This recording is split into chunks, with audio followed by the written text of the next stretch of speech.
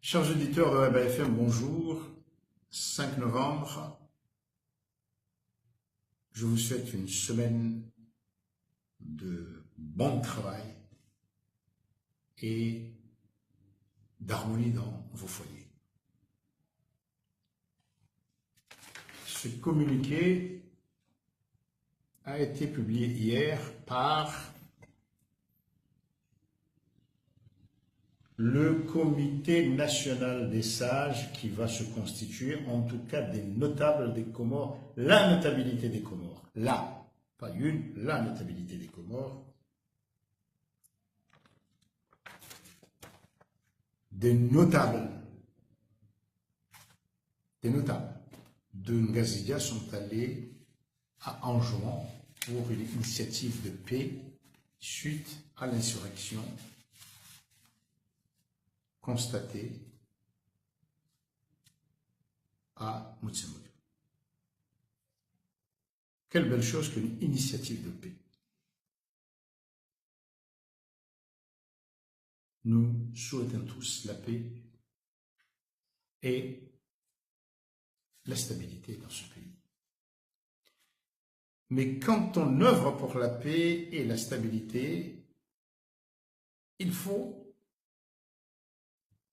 que le citoyen sache qui fait quoi, au nom de quoi, et de manière très transparente.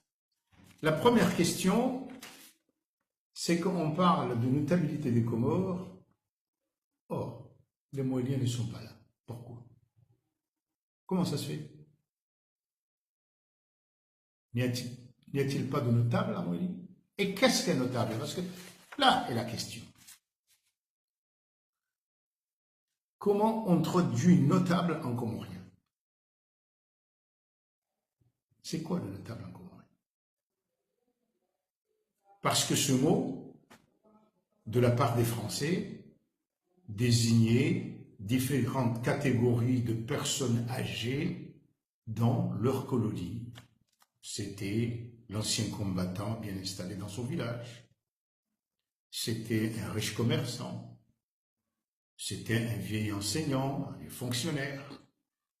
C'était un propriétaire terrien. Mais tous ces gens-là n'étaient pas ce que,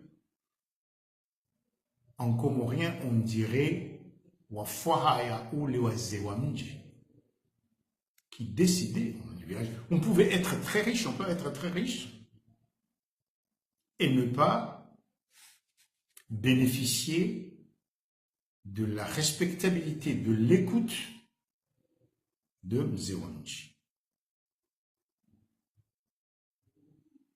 Le Mzéwanji, et surtout ceux qui parlent au nom du village, sont des gens qui se sont spécialisés, qui ont servi les communautés dès leur plus jeune âge, comme enfants du village, au service de la communauté. Ils sont bien sûr bien nés, mais pas nécessairement informés. Ce qui les distingue des autres, c'est ça, c'est la passion de servir. Et au fur et à mesure qu'ils grimpent les échelons des groupes d'âge et éliments, ils sont responsabilisés jusqu'à faire le grand mariage, jusqu'à marier les enfants, les neveux et nièces, et continuer à œuvrer pour le bien commun jusqu'à ce que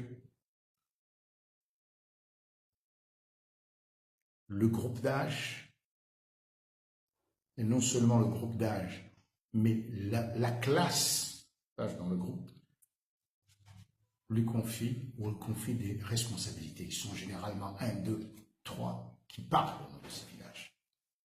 Est-ce que ce sont ces gens-là qui ont été là? Qu'est-ce qu'ils ont fait? Cela doit être connu parce que ils doivent être des exemples aussi dans leur comportement social. Aujourd'hui, nous confondons tout. Faute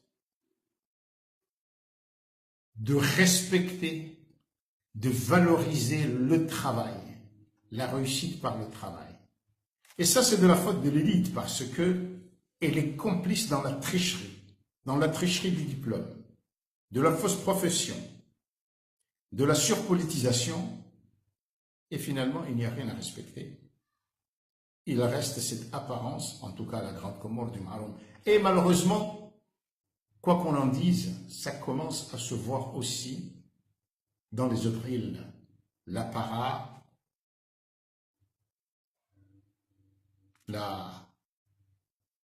on impressionne qui va détruire des valeurs qui étaient là, de valorisation du travail dans cette société traditionnelle.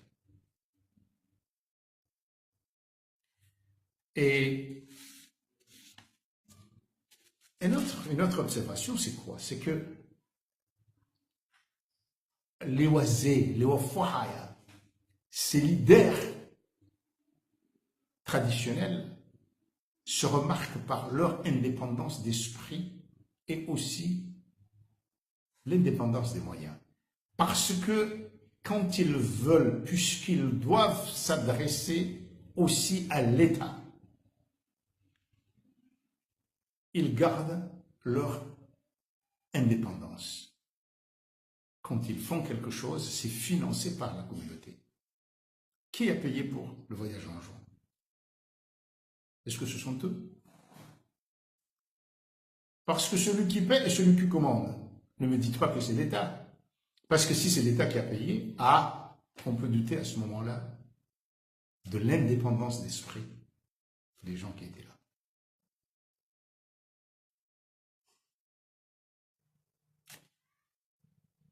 Ce communiqué dit que la notabilité des Comores ne veut pas que la communauté internationale s'immisce dans les affaires comoriennes. Bien. Ayons les moyens de notre indépendance. Je me bats souvent pour ça, pour le respect. Mais d'abord, quand on veut se donner un nom qui est Comité national des sages, alors qu'il y a déjà un collège des sages, composé des gens qui essaient de réfléchir, qui savent leurs limites.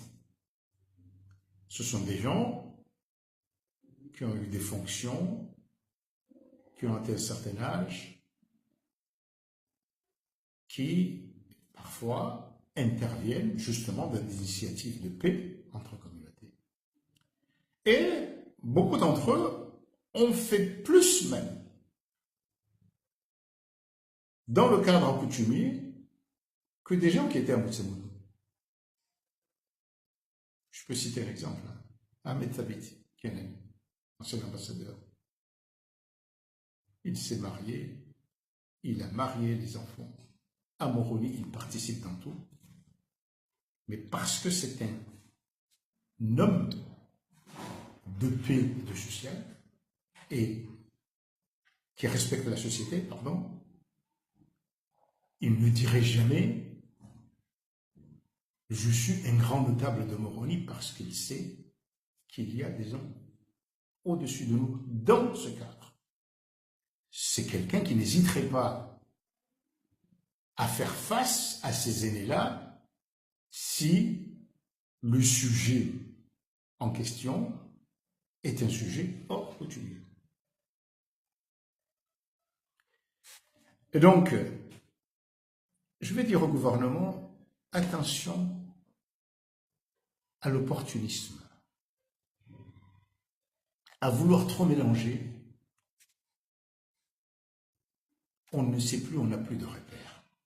Or, dans toute société, la tradition est aussi un repère à condition que chacun sache ses limites. C'est important. La coutume, ce n'est pas le mariage qui coûte cher. Ce n'est pas ça qui fait les grands notables. D'ailleurs, aujourd'hui, ce qui reste du grand mariage, ce sont des choses qui n'existaient pas. Qui sont là pour impressionner la classe politique et les autres. C'est le dîner, c'est le majlis, Le Majlis, il est là peut-être depuis les années 40 ou 30, qui a commencé petit à petit à Moroni. Mais presque toutes les cérémonies coutumières ont disparu. Et si il y a quelque chose à faire, c'est qu'on sache un peu qui nous sommes, nos coutumes, nos traditions, vivement qu'il y ait des spécialistes et des grands de la coutume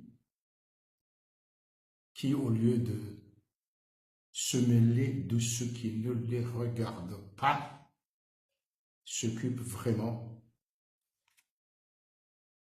de nous guider dans la recherche de notre identité. Merci.